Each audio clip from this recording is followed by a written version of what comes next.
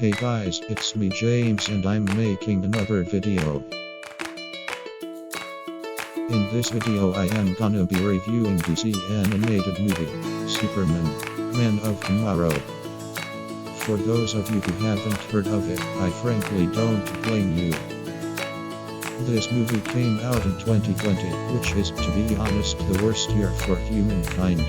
Like we had COVID-19 when we should have had flying cars and stuff from what the movies said. Anyway, back to the topic at hand. This movie started a new DC animated cinematic universe dubbed by fans the Tomorrowverse. Which is kind of funny if you think about it. The CW interconnected TV series got dubbed by fans as the Arrowverse because the show that started it all was Arrow. Imagine if the show called Arrow was called Green Arrow, that would have probably gotten it dubbed as either the Greenverse or the Green Arrowverse. Anyway, again, back to the topic at hand. The movie that started this animated cinematic universe franchise, Superman, Man of Tomorrow, based on the comic that I have not read, of the same name. The movie explores Superman's roots while also focuses on him living in a city trying to show kindness. However, this city seems to find kindness as old-fashioned. That sounds familiar. But wait a minute. Spoilers for those of you watching, but the movie starts out with Clark Kent watch a movie about aliens, presumably with a friend. The friend ends up finding aliens disgusting, which is apparently an important plot point in the movie because Clark himself is an alien. As it turns out, this part of the film takes place after John Kent has revealed to Clark his alien heritage.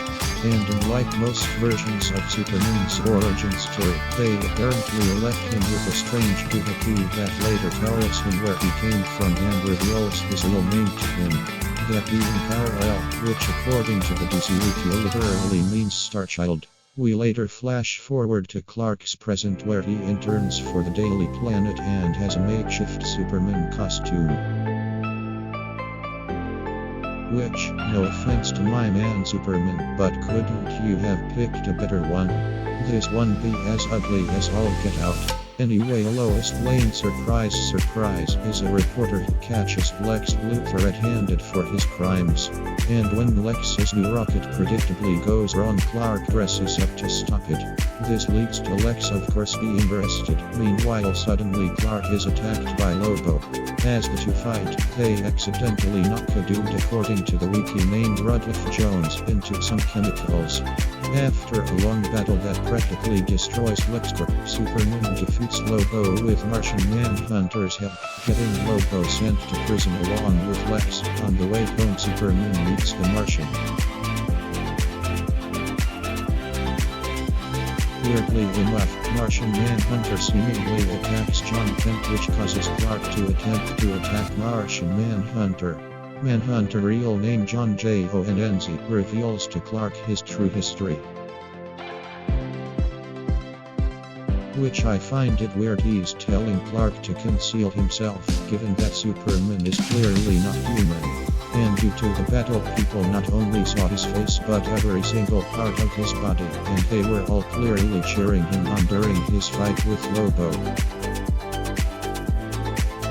After Jonz leaves, Martha gifts Clark the classic Superman costume. Meanwhile, Jones becomes Parasite after being knocked into those chemicals, giving him a monstrous alien appearance. Clark and Jonz attempted to fight Jones, but this results in Jones absorbing both their abilities, hence the name Parasite, and then using Superman's heat vision, his greatest power, against Jonz, which is a Martian's biggest weakness. Jonz is presumed dead, leaving Clark with the guilt. Lois then interrogates Lobo, which Parasite for some reason goes after her, leading to Lobo's freedom. Clark, in a last-ditch effort to defeat Jones/Parasite, teams up with both Lex Luthor and Lobo. I guess it's true what they say, keep your friends close and your enemies closer. Given that Jones in his and Clark's past battles has absorbed all of Superman's abilities, this means he also has all of Clark's weaknesses as well. Which I guess is kind of like getting the side effects to a pill or medicine you just consumed. And Lex uses kryptonite to somewhat defeat Jones. However, eventually the effect of Superman's abilities eventually wear off, leaving them without a weakness. Lex then takes this chance to defeat Superman. Because of course he does. You're really putting the L in Lex Luthor here, bro. Lobo attempts to at least somewhat suicide bomb on Jones, but it doesn't work. Lex continued to try to betray Superman but is stopped by Jones. Every human in the city somehow gets trapped on the bridge and judge Jones for looking like an alien. While they congratulate Superman for looking human despite him telling them what's going on. Feeling both bad for what he's done and inspired by Superman's no xenophobia speech, Jones sacrifices himself when he sees a power plant is going nuclear. Clark, Jones, and Lobo meet on a building where they discuss the fact that the three of them are the last of their kind. Lobo, however, reveals this to be an exaggeration and the only point to say last of their species is to get more money. Jones, excited by this, goes in search of other Martians, Kryptonians, and Shazarians. And that's the end of the film. Gotta say, not the best but not exactly bad. I give it an 8 out of 10. It's not exactly perfect, and seems a tad bit rushed trying to introduce so many stories at once. But it's better than what's currently going on at DC. Anyway, that was Superman. Man of Tomorrow, first installment of the Tomorrowverse.